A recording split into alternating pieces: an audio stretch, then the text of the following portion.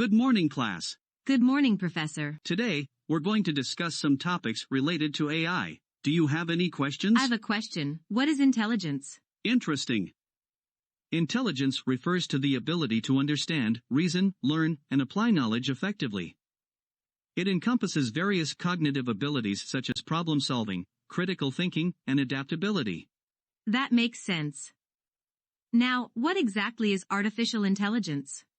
Artificial intelligence, AI, is a field of computer science that focuses on creating intelligent machines capable of performing tasks that typically require human intelligence. AI systems aim to simulate human-like reasoning, learning, perception, and decision-making. I see. So, AI is about creating machines that can think and act intelligently.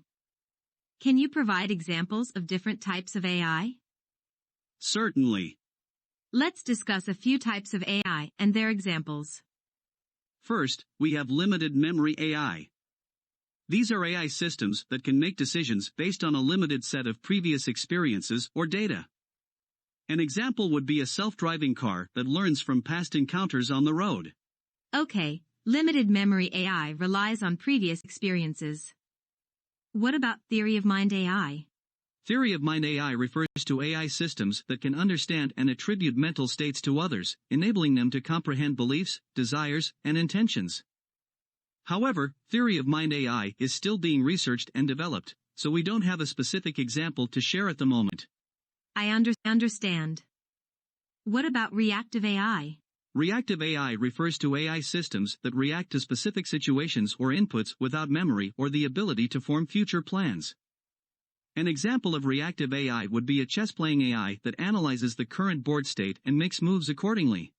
Got it. And what about self-aware AI? Self-aware AI represents AI systems with consciousness and self-awareness similar to human consciousness. However, it's important to note that self-aware AI does not exist at present and remains a subject of speculation and philosophical debate. That's fascinating. I'm eager to learn about the applications of AI. Great. Let's start with natural language processing, NLP. NLP is a subfield of AI that focuses on enabling computers to understand, interpret, and generate human language. Applications of NLP include chatbots, language translation, and sentiment analysis. I've seen chatbots and language translation tools in action. What about robotics? Robotics combines AI, mechanical engineering, and electronics to create intelligent machines that can perform physical tasks autonomously. Some applications of robotics include industrial automation, healthcare assistance, and exploration in hazardous environments. That's impressive. And what is computer vision? Computer vision involves teaching computers to interpret and understand visual information from images or videos. Applications of computer vision include facial recognition, object detection, and autonomous vehicles. Thank you, Professor. I'm starting to see how AI is used in various fields. I've read about AI agents. What are they? Excellent. Let's dive into the concept of AI agents and how they work. An AI agent, as I understand, is an entity that perceives its environment and takes actions to achieve specific goals. Is that correct? Exactly. An AI agent perceives its environment through sensors and acts upon it using actuators to achieve its goals. It operates based on a set of rules, algorithms, or learning mechanisms. The agent receives input from the environment, processes it, and takes actions to maximize its chances of success. I see. Would you please tell us about the different types of intelligent agents? Certainly. There are several types of intelligent agents. First, we have simple reflex agents. These agents make decisions based solely on the current percept without considering the history or future outcomes. An example would be a thermostat that responds to the current temperature and activates the heating or cooling system based on a predefined temperature threshold. That's a straightforward type of agent. What about model-based reflex agents? Model-based reflex agents not only consider the current percept but also maintain an internal model or representation of the world. They use this model to make more informed decisions by taking into account the effects of their actions and the possible future states. An example of a model-based reflex agent would be an autonomous vacuum cleaner that maintains an internal map of the room and uses it to navigate efficiently. I see the benefit of having an internal model. What about goal-based agents? Goal-based agents have specific goals to achieve. They continuously evaluate their current state and take actions that bring them closer to their desired goal. These agents use problem-solving algorithms, such as search or planning, to determine the best sequence of actions to reach their goals. An example of a goal-based agent could be a delivery robot. That sounds useful. There is also utility-based agents. Utility-based agents make decisions based on the expected utility or desirability of different outcomes. They assign a numerical value, known as utility, to possible outcomes and select the action that maximizes their overall expected utility. A self-driving car is an example of a utility-based agent.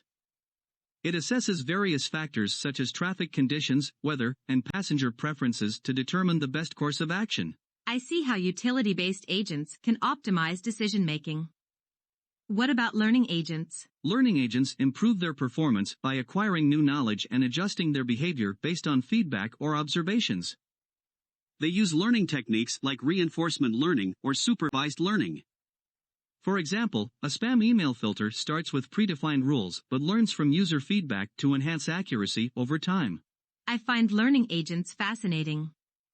Why should we study the impact and ethics of AI?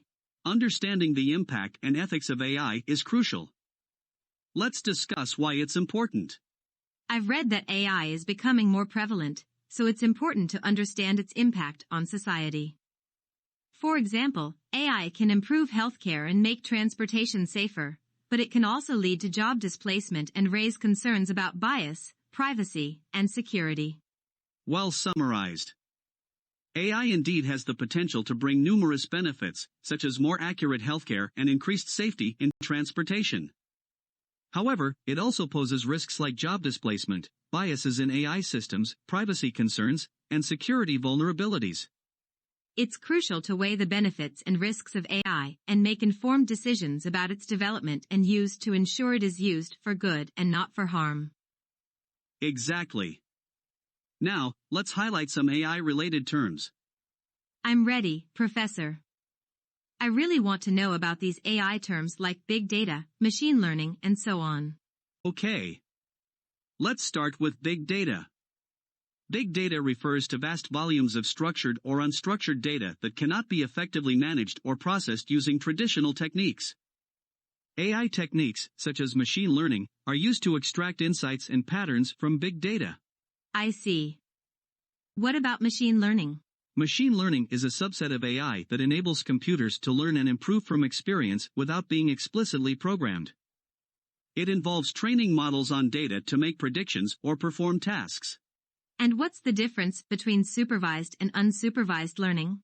In supervised learning, models are trained on labeled data with input-output pairs. The goal is for the model to learn the mapping between inputs and desired outputs. In unsupervised learning, models are trained on unlabeled data to find patterns or groupings without predefined outputs. That makes sense. What about expert systems and decision support systems? Expert systems are AI systems designed to mimic the decision-making of human experts in specific domains. They use knowledge bases and rule-based reasoning to provide expert-level advice or solutions. Decision support systems, on the other hand, assist human decision-makers by providing information, analysis, and recommendations to aid in decision-making processes. Lastly, business intelligence, analytics, and predictive analytics. It's kind of confusing. Certainly.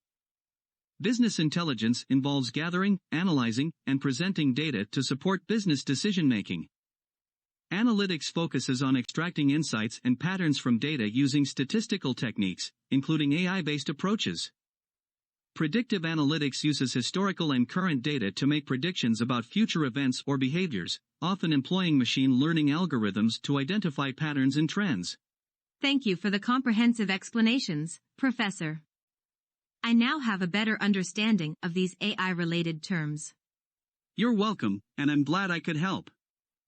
It's essential to have a clear understanding of these terms to navigate the world of AI effectively. Absolutely. Thank you for your time, Professor. My pleasure. If you have any more questions or need further clarification, feel free to reach out. Good luck with your studies. Are there any other important areas we should focus on? I recommend exploring the field of AI in business and decision-making. For instance, how can AI systems learn and make decisions effectively? Any other recommended questions? Another interesting question is how businesses can leverage AI, predictive analytics, and big data to enhance decision-making, streamline business processes, and gain a competitive edge. You could also delve into how AI is implemented in areas like supply chain management, marketing, and developing strategies for competitive advantage. Exploring topics such as AI-powered personalized product recommendations and assortment or the application of AI in social sciences research can also be valuable. What about IoT? Absolutely. You can study the intersection of AI and IoT, Internet of Things, as well as the Industrial Internet of Things. It would be worthwhile to explore initiatives such as Made in China 2025, Advanced Manufacturing Partnership 2.0, Society 5.0, and Industry 4.0 and see how these concepts had been used together by different countries. What about emerging technologies? Additionally, don't forget to explore emerging technologies and concepts like the physical internet and the future of AI in light of AI rules and paradoxes.